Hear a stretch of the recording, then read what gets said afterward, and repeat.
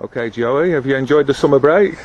Yeah, it's been nice. It's been nice. I've had a week away, 10 days away, and recharged the batteries. And I've said to you before, Gary, it's the role of a manager doesn't stop in the summer, so it's not that much of a break. It's just a rolling programme. I don't particularly like the summertime anyway. One, because we're not playing football, but two, it's all the uncertainty about trying to sign players or other teams trying to get you players. So I don't particularly like that time. But yeah, it's been pleasant.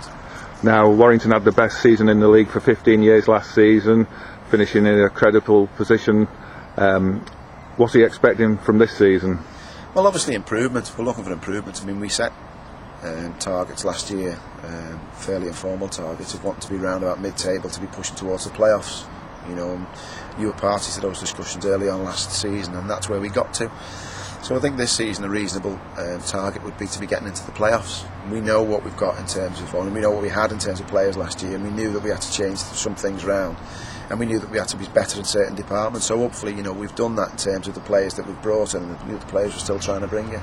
Now, I know you haven't signed all of these new faces you're bringing in yet, so we can't really talk about names, but a lot of the supporters are keen to know who are the old faces who are still going to be here for the forthcoming season. Well, the nucleus of the side is still remain. You know, we've had from last season Ben Connors, Louis Corrigan, Michael Duffy, Tom Hardwick, Mike Tomlinson, Chris Gagan, Gavin Salmon,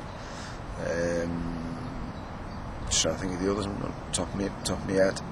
Sam Findlay, you know, so the bulk of them still there, and I've probably forgotten a couple anyway, but the bulk of them are still there. And you know, we've also brought a couple in as well, and like I said, we're hoping to bring another 3 or 4 in, or hopefully have them sorted by next week. A couple of the players who might not, well, probably won't be here are Evo. Yeah, well, and Jimmy Mack. Yeah, Jimmy Mack and Evo, you know, hopefully they've gone on to pastures better. Jimmy Mack's been offered a trial at Crewe, so he's been training with them in the summer, which is good for Jimmy. And Tony Evans has been down with Dagenham and Redbridge. He's playing for Dagenham and Redbridge today in a second friendly in a week.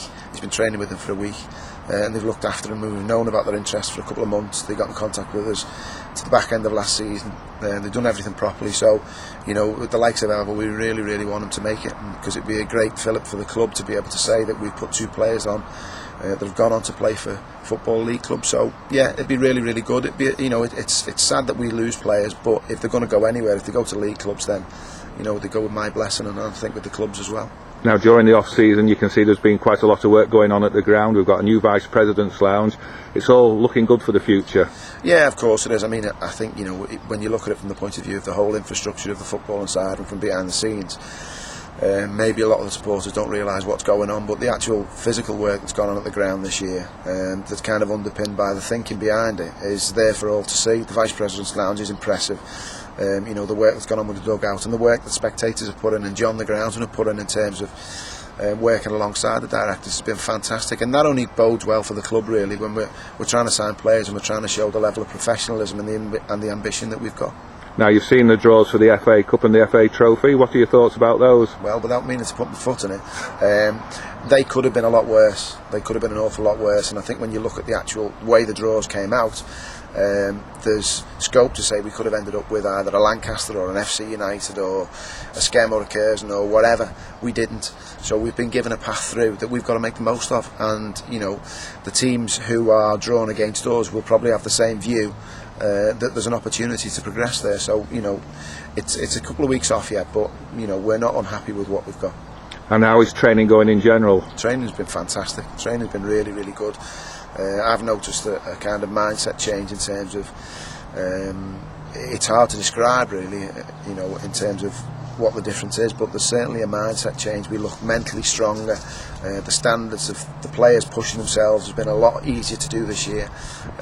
They've attained really good benchmarks and baselines in terms of the training standards for the shorter stuff and the endurance stuff. So it's been really good. Plus the actual spirit in the camp is really good. So yeah, I'm looking forward to having my team on the pitch this season. Okay, so any thoughts on Warrington's chances of promotion and getting out of this league? Yeah, I think we'll win the league by about 20 points, to be honest, Gary. I like your confidence. No, I think we've got to be reasonable. We know that we've just got to maintain improvements. If we maintain improvements, then You know, I think there was a few games last season where we didn't win, or you know, we could have done better, and where I'm looking, that accumulates for around about 12-14 points. If we get that on top of the total we got last year, we'll be in the playoffs.